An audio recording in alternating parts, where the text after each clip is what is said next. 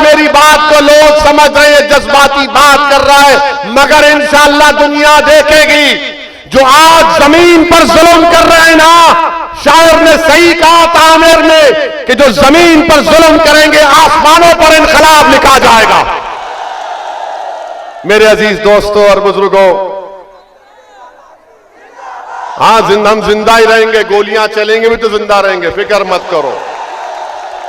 हम मर भी जाएंगे तो भी जिंदा रहेंगे इंशाअल्लाह, क्योंकि शहीद मरता नहीं है, उसको बताया गया ग़िज़ा मिलती है। तो हम जिंदा रहेंगे तो भी इनके पेट में दर्द, दिमाग में दर्द, रातों की नींद हराम।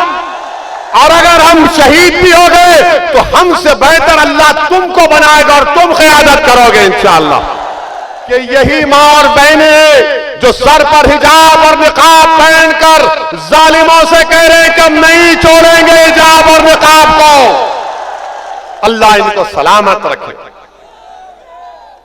अल्लाह इनको और साबित कदम रखे।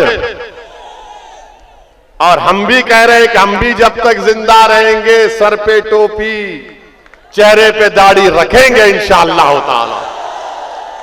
हमने तो ये कह दिया कि हमारा ख्वाब ये कि हमारी जिंदगी में नहीं हुआ तो कम से कम हमारी इस दुनिया से चले जाने के बाद इस देश की प्रधानमंत्री एक ऐसी मुस्लिम महिला बनेगी जो हिजाब और निकाब पहनती थी, पहनेगी इंशाअल्लाह।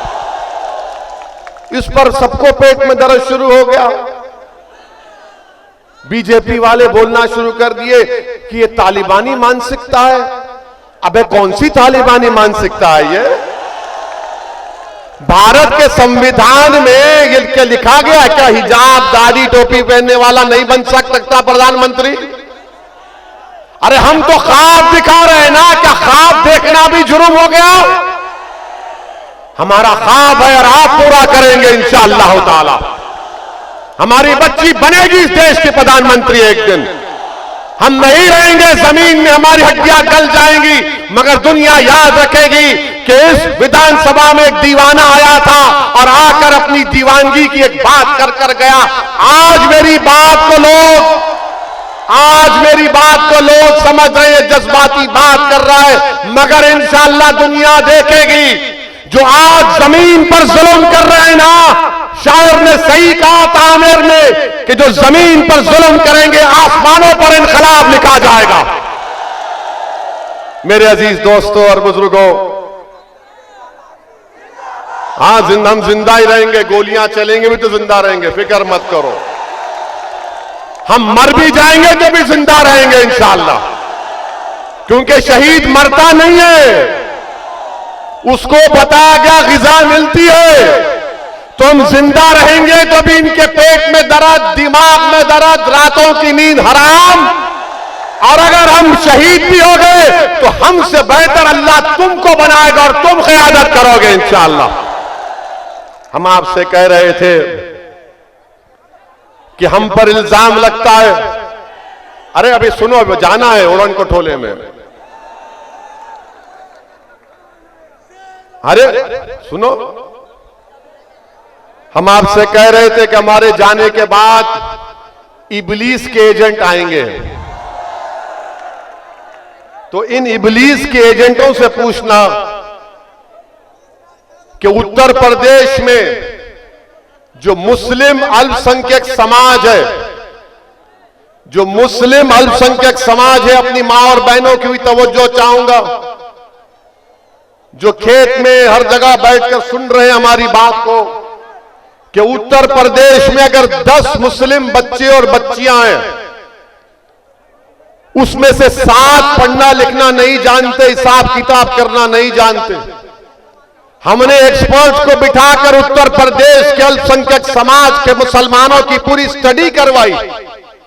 हमारे पास डेटा है, और अगर कोई इनकार करेगा तो मुझसे कहेंगे कि वक्त और जगह बता दो, हमसे बहस कर लो, तुम 5 मिनट बैठ नहीं पाओगे हमारे सामने। हम हवाई फायरिंग नहीं करते, हम लंबी लंबी नहीं छोड़ते, लंबी लंबी छोड़ना बीजेपी की आदत है। तो 10 में से 7 बच्चे पढ़े लिखे नहीं है, इसका जिम्मेदार मैं हूं। हम पर इल्जाम लगाते, बताओ जिसको सत्ता मिली, समाजवादी के पिता मुख्यमंत्री कई मर्तबा बने, बेटे बने, मंत्री बने, संतरी बने, फिर तुमने हमको पढ़ाया लिखा क्यों नहीं? हमसे क्या कहा गया? तुम पढ़ना लिखना नहीं, तुम सिर्फ जवानी कुर्बान करना, तुम सिर्फ दरी बिछाना, तुम सिर्फ वोट डालना, कैदी बन के रहना। आपको मालूम मेरे भाई, उत्तर प्रदेश का अगर कोई मुस्लिम परिवार है, वो अपने घर में सिर्फ 7 रुपये अगर खर्चता है, तो महाराष्ट्र का मुस्लिम परिवार 10 रुपये खर्चता है। क्यों? क्योंकि आप गरीब हैं और उसी गरीबी की वजह से हम पढ़ा नहीं सकते। कोई बीमार पड़ जाता है तो वो कर्जों के दुनिया में फंस जाता है। मेरे अजीज दोस्तों, मेरी इज्जतदार मां और बहनों, तीसरा आंकड़ा सुन लीजिए, तीसरा आंकड़ा सुन लीजिए कि 5 और 14 साल के दरमियान में उत्तर प्रदेश में सबसे ज्यादा बच्चा मजदूरी अगर कोई करते हैं तो मुसलमानों के बच्चे और बच्चियां करती है। बताइए आप, ये क्या हो रहा है? कब आप बेदार होंगे? कब आप उठेंगे? उत्तर प्रदेश में सबसे कम ग्रेजुएट 4% मुस्लिम अल्पसंख्यक समाज के। अब एक और सुन लो, उत्तर प्रदेश में फॉरवर्ड क्लास है तो उनसे 6 साल पहले मुसलमान अल्पसंख्यक समाज मर जाते हैं। माने जिंदगी में भी कमी आ रही है, उम्रों में भी कमी आ रही है। आप बताओ फिर कौन जिम्मेदार है इसका?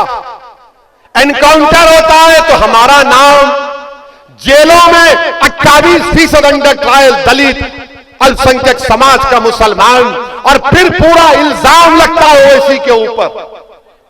क्या मेरी हुकूमत थी? क्या मेरा कोई मुख्यमंत्री था? क्या पुलिस मेरे मातहत थी? क्या शिक्षा मेरे मातहत थी?